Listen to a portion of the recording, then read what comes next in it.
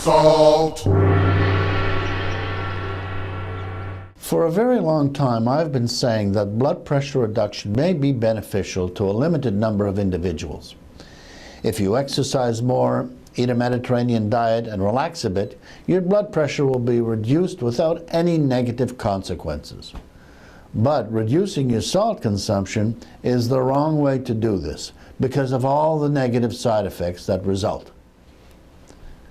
This was reconfirmed last week in the American Journal of Hypertension, which published a peer-reviewed study on the impact of low-salt versus high-salt diets on health.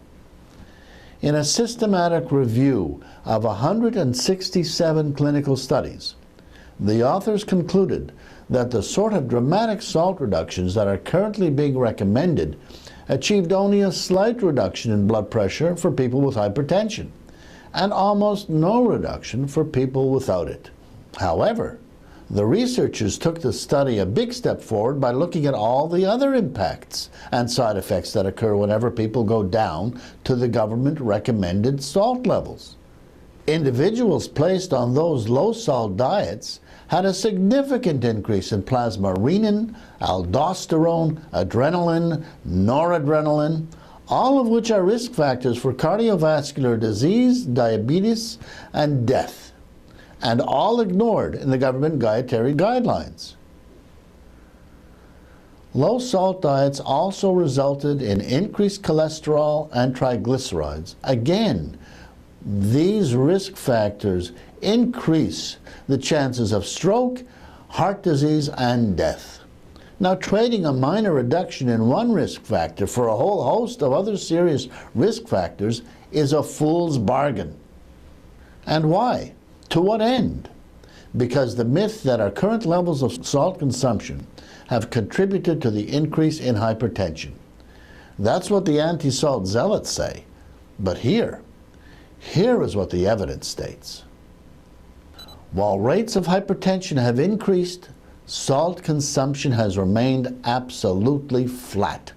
There is no relationship between the two. It is a fraud, nothing more than a hoax. And others around the world are starting to see this fraud. The British Medical Journal states sodium reduction is probably the largest delusion in the history of preventative medicine. The Scandinavian Cardiovascular Journal diplomatically characterizes the Institute of Medicine's salt recommendations as biased. But this is not about protecting the reputation of our great institutions and its bureaucrats. It's about protecting the health of consumers. The evidence is clear and incontrovertible. Limiting salt to the current dietary guideline recommendations will harm the very consumers we should be protecting. And those who ignore the clinical evidence and choose to pursue the myth of salt reduction will bear the responsibility and the burden for this. Salt.